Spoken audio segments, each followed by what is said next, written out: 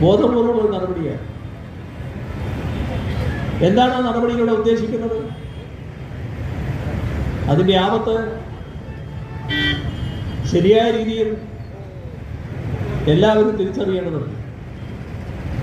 നമ്മുടെ വിദ്യാലയങ്ങൾ, അത് സ്കൂളുകളായാലും കോളേജുകളായാലും സർവകലാശാലകളായാലും മറ്റുന്നത വിദ്യാഭ്യാസ സ്ഥാപനങ്ങളായാലും എല്ലാം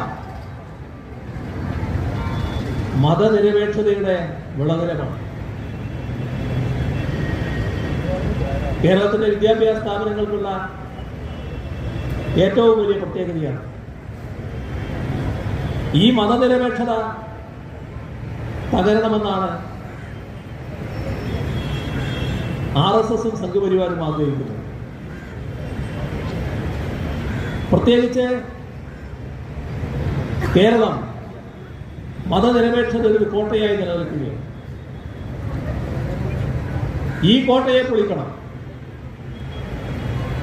മതനിരപേക്ഷതയെ തകർക്കണം. ഏത് വർഗീയ സംഘടനയും ഹ്രസ്വകാല പരിപാടിയല്ല വെക്കുക. ഹ്രസ്വകാല പരിപാടിയുണ്ട്, ദീർഘകാല പരിപാടിയുണ്ട്. ഇവിടെ ദീർഘകാല പരിപാടി ആവിഷ്കരിക്കുകയാണ്. വിദ്യാർത്ഥികളിൽ സംഘപരിവാർ ആശയങ്ങൾ എത്തിക്കണം, മതനിരപേക്ഷതയ്ക്കെതിരായ വികാരം എത്തിക്കണം, രാജ്യത്തിന്റെ ചരിത്രം തിരുത്തണം. കുട്ടികൾ ചിലത് അറിയാൻ പാടില്ല. മഹാത്മാഗാന്ധിയെ ആര് വധിച്ചു എന്ന കാര്യം അറിയണം. നമ്മുടെ രാജ്യത്തിന്റെ സ്വാതന്ത്ര്യ സമര പ്രസ്ഥാനത്തെക്കുറിച്ച് വിദ്യാർത്ഥികൾ കൂടുതൽ മനസ്സിലാക്കരുത്. മനസ്സിലാക്കിയാലുള്ള കുഴപ്പം എന്താ? സ്വാതന്ത്ര്യ സമരത്തിൽ ആരൊക്കെ പങ്കെടുത്തു, ആര് പങ്കെടുത്തില്ല,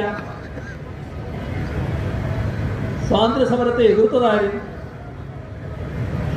അന്ന് ബ്രിട്ടീഷ് വൈസ്രോയുടെ അടുത്ത് പോയി ഞങ്ങൾ നിങ്ങളോടൊപ്പമാണ് എന്ന് പറഞ്ഞുകൊണ്ട് ബ്രിട്ടീഷുകാർക്ക് വിതർ പ്രഖ്യാപിച്ചതാര്? ജയിലിൽ പെട്ടുപോയപ്പോ മാപ്പെഴുതി കൊടുത്ത് ഇനിയുള്ള ആജീവൻ